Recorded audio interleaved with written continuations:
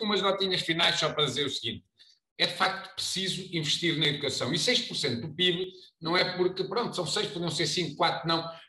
Porque de facto pode dizer-se, bom, não são 6% do PIB, mas em valor absoluto é mais este ano do que foi no ano anterior. É verdade. Mas 6% do PIB, quando se fala num valor que tem uma grandeza relacionada com o PIB, significa também falar na disponibilidade que os Estados têm de parte da sua riqueza, neste caso 6% da sua riqueza, ser atribuída a uma área como a educação. Há países que chegam a ter valores superiores a 10%, é bom que se diga.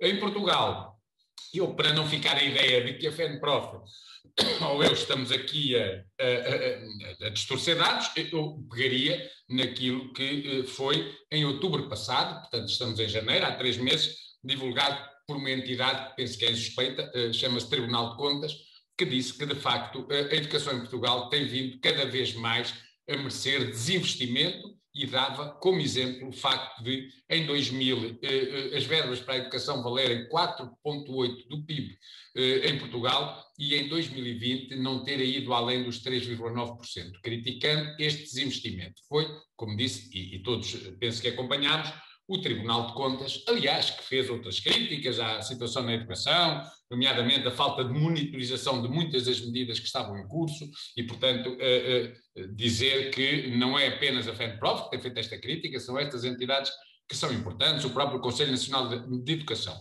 Dizer também que é verdade que este ano havia um aumento neste Orçamento de Estado na educação com algum significado, mas que cada vez mais isto está a significar também, já agora, uma progressiva transferência, que não é boa, de verbas que deveriam ser da responsabilidade do Estado português para fundos europeus. O ano passado a educação tinha no Orçamento do Estado 553,5 milhões de euros de fundos europeus, este ano subia quase para 1.000 milhões. E nós sabemos que as escolas sentem isso, o que é fazer depender a educação do financiamento de fundos europeus. Significa pôr as escolas a projeto. Significa para qualquer coisa que se faça tem que haver um projeto, que depois nem é a escola, na maior parte das vezes que o constrói de acordo com as suas necessidades, são projetos que são apresentados pelas câmaras, pelas CIM, por entidades privadas que por ali entram e que depois, se querem de facto ter financiamento, é por ali que têm de ir. E esta transferência não é boa, porque retira autonomia às escolas e porque as faz depender cada vez mais, e o próprio Estado português da educação, de fundos que hoje são orientados em determinado sentido, são essas as elegibilidades, mas que amanhã podem ir em outro e, portanto, não há, digamos, um rumo que seja um rumo que seja traçado e que possa ser seguido de uma forma inquestionável. E também dizer que se é já muito preocupante esta transferência de verbas para os fundos europeus, para a FENPROF, então, transferir essas responsabilidades de financiamento para os municípios é um erro tremendo que, a ser provocado, vai ter custos que, em alguns casos, poderão até ser irreversíveis. Basta ver o que aconteceu em países como a Suécia e outros que averdaram pelo caminho da municipalização. Basta ver o que aconteceu em processos anteriores, não de municipalização completa ou absoluta, como agora se pretende, mas em que os municípios, muitos deles com desigualdades tremendas. Eu há dias falava com um assessor da Câmara de Cascais que dizia, bom, nós ali em Cascais temos feito tudo e mais alguma coisa, os meninos tiveram computadores, os outros tiveram, nós damos apoio, e realmente ele lá, e eu perguntei, desculpe, e se fosse, por exemplo, a Câmara de Oleiros, dei o exemplo de Oleiros, podia dar outro qualquer, não, realmente, se calhar não tinham essa possibilidade, pois, e nós não podemos ter um país a vários tempos. E nós não podemos ter um país com vários sistemas educativos. E nós não podemos ter um país desigual. E quando se fala tanto em coesão nacional, como é que se pode, na educação, pensar aí por este caminho? E o grande problema é que este caminho é um caminho que até agora, dos 278 municípios, só uma centena, 113, é que decidiram optar por assumir essas responsabilidades. Ou seja, quase 2/3, 60%, não o quiseram, e como se sabe, neste conjunto, 60% dos municípios, boa parte são do Partido Socialista e do Partido Social Democrata, portanto, e não quiseram, precisamente por considerarem que esse é um caminho errado. E, portanto, é mau que, ainda por cima de uma situação em que nós sabemos que até 31 de março não há Orçamento de Estado para 22, que todo o país seja obrigado a entrar nesse processo. e todos os municípios a terem de assumir essas responsabilidades. Pronto, mas é com certeza uma coisa que ainda iremos. Aliás, a FENPROF pediu já uma reunião com a senhora Presidente da Associação Nacional de Municípios e está a reunir com todas as câmaras municipais do país, precisamente para colocar estas questões e as suas preocupações em relação a este caminho. É preciso defender a escola pública, de facto, que foi aqui dito, porque ela é a que garante a equidade, garante igualdade de oportunidades no acesso e no sucesso de todas as crianças e jovens e é a única capaz de proporcionar, de facto, uma educação efetivamente inclusiva. Porque a inclusão, sobretudo, afirma-se quando há diferença, e nós sabemos que a diferença existe e de que forma no público e muitas vezes é esbatida no privado, até porque muitos privados recusam quando os alunos diferentes querem também frequentar os colégios. E, portanto, a escola pública é uma escola que é insubstituível se queremos dar uma resposta de qualidade a todos. Isto, contudo, não significa a diabolização do privado ou a negação do privado. Pelo contrário, significa apenas que cada uma das respostas deve estar colocada no seu próprio lugar e o ensino privado tem, com certeza, também um papel importante a desempenhar no nosso país. Agora, a pena é que os professores das escolas particulares, do ensino privado, muitas das escolas artísticas, foi aqui dito, das profissionais do setor social, sejam tão discriminados em relação aos seus colegas do ensino público, e nós sabemos que no ensino público qual é a situação que nós temos, ora bem, e no privado ela é ainda pior. Professor é professor e onde trabalha tem que ter direitos iguais e tem que ter a nível de carreiras, de salários, de tratamento, um tratamento igual, porque eles dão as mesmas respostas, independentemente de onde estão. Mas se nós vamos para a escola pública, é para aí que eu agora quero ir para concluir, é dizer que nós não há educação, não há ensino de qualidade que possa vingar sem... E não há escola democrática, porque também é preciso dizer-se isso, aliás, vários colegas assinalaram, sem que sejam considerados os dois aspectos fundamentais. Em primeiro lugar, que a gestão das escolas seja democrática. Isto é, a gestão das escolas tem, e às vezes há aquela ideia, e do Ministério da Educação nós ouvimos muito, as escolas precisam de lideranças fortes. Eu não sei porque é que se associa uma liderança forte a um poder unipessoal. Eu até tenho a ideia que uma liderança é tão mais forte quanto mais ela conseguir ser colegial e quanto mais estiverem envolvidos na decisão o maior número possível de pessoas. E isso é que dá força à liderança. O resto, aquilo que nós temos, não. Nós não temos líderes das escolas. Nós temos alguém nas escolas que representa a administração e o Ministério da Educação, que são os diretores. Isto não tem a ver com as pessoas, em particular, sou amigo de muitos, não é essa a questão que aqui se coloca. Tem a ver com um modelo que efetivamente não é democrático, que foi em 2008, portanto, na altura, com a Sra. Ministra Lourdes Rodrigues, que foi dada a estocada final na gestão democrática das escolas, com graves prejuízos para o próprio funcionamento das escolas. E, de facto, hoje nós sabemos que a participação ativa de muitos professores é completamente posta de lado, porque, efetivamente, o Ministério da Educação, o que tem são os seus representantes nas escolas, que, efetivamente, cumprem um papel, neste caso, de membros da administração educativa, mas não de representantes das escolas. Mas não há escola de sucesso e não há escola de qualidade, e agora, para concluir, sem que haja um tremendo, um profundo, um enorme respeito pelos profissionais.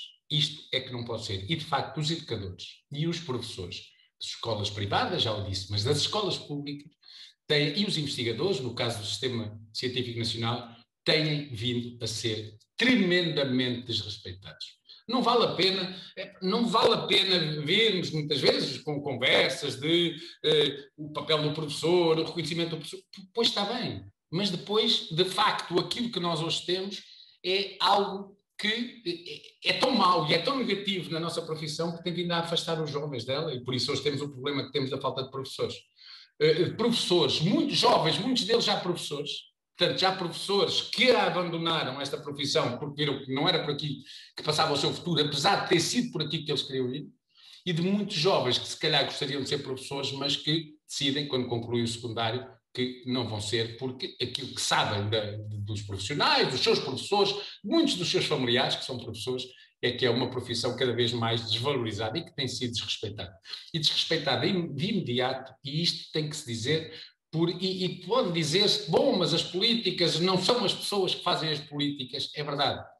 Mas há pessoas que conseguem fazer com que, para além das políticas, também elas ainda levem a que a situação se torne mais desconfortante, em que as pessoas se sintam mais desrespeitadas e desencantadas. E o atual Ministro da Educação, de facto, que ficará na história, né? Ficará na história como o Ministro que, depois do 25 de abril de 64, a democracia mais anos esteve à frente do Ministério da Educação, foi um dos que mais desrespeitou os professores, para dizer que se limitou a reunir nesta legislatura uma vez. Vai fazer, agora dia 22, 2 anos com as organizações sindicais, connosco também, e foi para dizer aos sindicatos que se quiséssemos ir pelo caminho que ele abria, tínhamos uma autoestrada.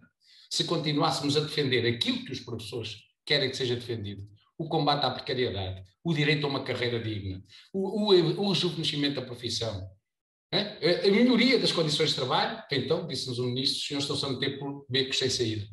Mas se o beco é sem saída, não sabemos. Mas é com os professores que nós vamos encontrar a saída. Portanto, nós não queremos autoestradas que nos abrem para esquecer aqueles que nós somos e quem nós somos, professores. Não. Se é preciso, enfim, para além da negociação ou não haver negociação, é preciso ir pelo caminho da luta, pois é por aí que nós iremos para abrir esses becos que este ministro fechou, que bloqueou e que não pode continuar a acontecer na próxima legislatura. E, portanto, dizer o quê? Que a precariedade, um professor não tem que estar 16 anos a trabalhar para deixar de ser precário e para conseguir entrar num quadro. Eu ontem fui num centro comercial em Coimbra fazer uma compra e a certa altura o moço que estava a fazer-me a conta disse, olha, minha mãe é professora. Ah, é. Olha, entrou este ano no quadro. Ai, sim, só agora, porque eu vi pela idade do rapaz, sim, tem 22 anos de serviço. Isto não pode ser assim. Portanto, este ano, as pessoas que entraram no quadro, a norma travão pode dizer que são 3 anos, depois pode dizer, mas depois tem um conjunto de outros requisitos que fez com que aqueles que entraram este ano no quadro tinham 16,2 anos de serviço em média, ou seja, tinham 46 anos de serviço em média. Uma pessoa não pode estar a trabalhar dos 20 e poucos, quase até aos 50, para sentir que tem alguma estabilidade, e por isso desiste no caminho, e por isso desistiram milhares de professores de ser professores.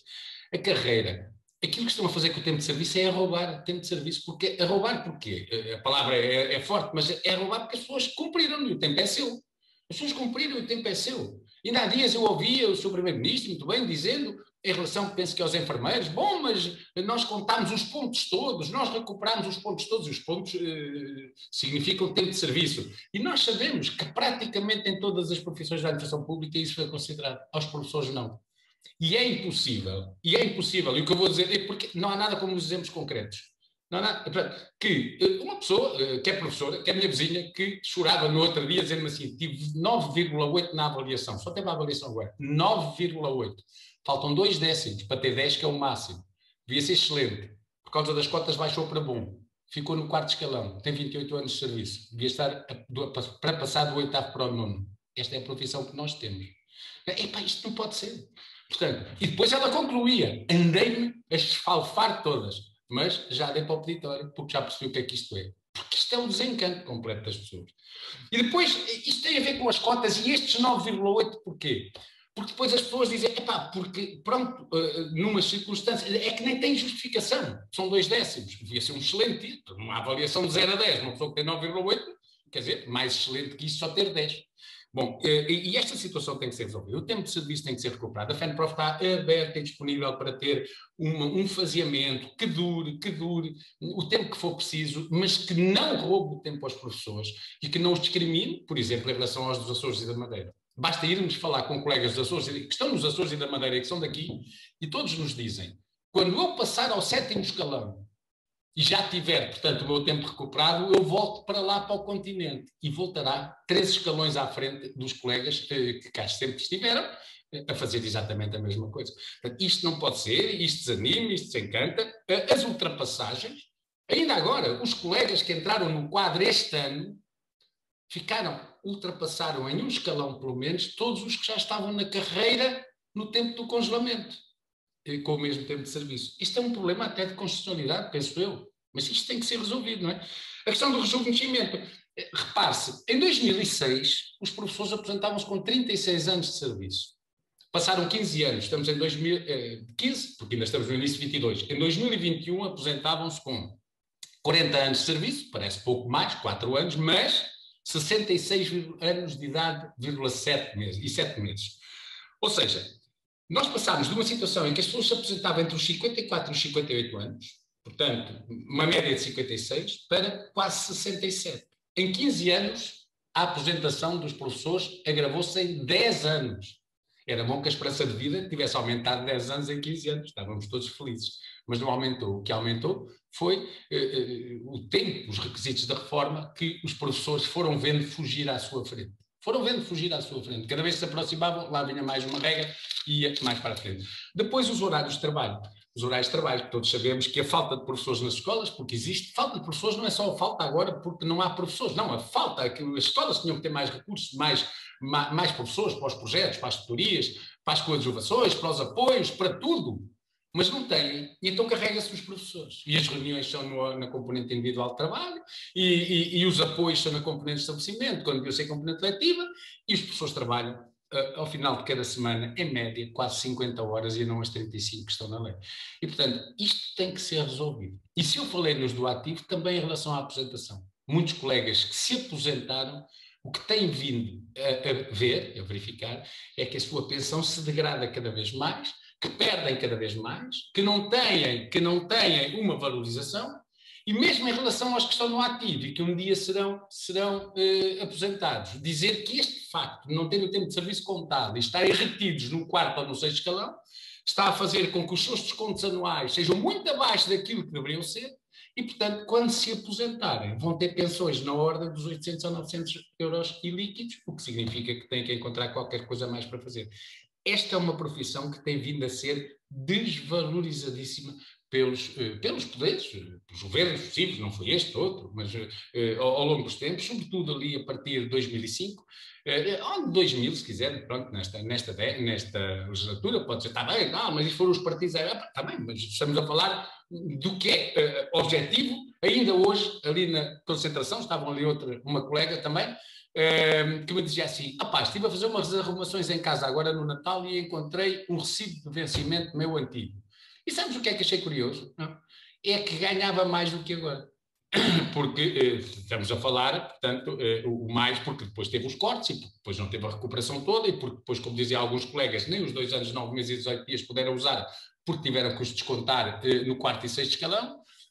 Portanto, esta é a situação atual de uma profissão que tem que ser valorizada, se nós queremos ter no futuro um ensino que continue a ser de qualidade. É claro que nós podemos dizer, mas este problema vai resolver-se. Por exemplo, agora vão-se chamar outros diplomados noutras áreas, eles fazem uma profissionalização e vêm para professores. Bom, esses são os tais que não quiseram ser professores, mas que nós agora, como isto está assim como está, temos que ir recuperá-los. E alguns darão bons professores, não é essa a questão, mas quer dizer, mas deixámos de ter professores que quisessem ser professores desde o início. E também era preciso medidas para ir buscar já aqueles que já existem e que fugiram da profissão. E já agora medidas que respeitassem aqueles que cá estão ainda e que estão nas escolas e que têm que ser respeitados. E o próximo governo não pode, com certeza, deixar de discutir, de negociar, de dialogar. Nem tudo será como nós achamos que gostaria ou que gostássemos que fosse. Mas nós não podemos ter um governo que continue a achar que os professores, enfim, têm que cumprir a sua missão, a sua tarefa, e que cumprem com grande responsabilidade, mas não têm que ver reconhecido também na maneira como a sua carreira é respeitada. Atenção, nós não queremos negociar uma nova carreira melhor, nós só queremos que respeitem a atual carreira. Nós não queremos que os precários, aqueles que estão em precariedade, entrem mais cedo que os outros. Nós só queremos que seja respeitada uma diretiva da União Europeia e, ao mesmo tempo, as leis gerais que a Lei Geral do Trabalho prevê para a entrada em quadros em qualquer trabalhador, por exemplo, no setor privado. Nós só queremos isso. E nós só queremos que deixem os professores poder sair da sua profissão ainda capazes de ter mais vida para além da profissão, porque merecem, na aposentação, e, sobretudo, que haja um tempo ainda em que aqueles que ainda estão na profissão se encontrem com os jovens que chegam. E os jovens com os seus conhecimentos, com as suas competências melhores, os outros com a sua experiência, possam continuar ainda a conviver juntos. E não apenas que os jovens cheguem num quadro de ruptura, como aquele que se prevê até ao final da década, em que os mais velhos, os mais experientes foram todos embora e de repente vem uns milhares também, muitos deles não eram professores de origem, para a profissão. Senhores deputados, nós o que vamos eleger dia 30, senhores deputados, não, os professores, mas o que vamos eleger dia 30 serão, de facto, 230 deputados, que depois daí resultará o governo, não é? Não é necessariamente um governo que se vai eleger, isso não é de certeza, nem um primeiro-ministro, são deputados. E depois haverá uma maioria que dará lugar a um governo. E da nossa parte, FENPROF, continuamos a contar convosco para poder dar resposta a estes problemas, e da parte da FENPROF, contam todos, independentemente dos nossos acordos ou desacordos, contarão sempre com a FENPROF, não só para lutar, isso estaremos cá, mas, em primeiro lugar, para propor e para negociar, porque é por aí que nós privilegiaremos a resolução dos problemas. Se não conseguirmos por aí fazê-lo, cá estaremos disponíveis, fortes, para lutar, porque os professores têm mostrado que são capazes de o fazer quando é posta em causa a sua dignidade.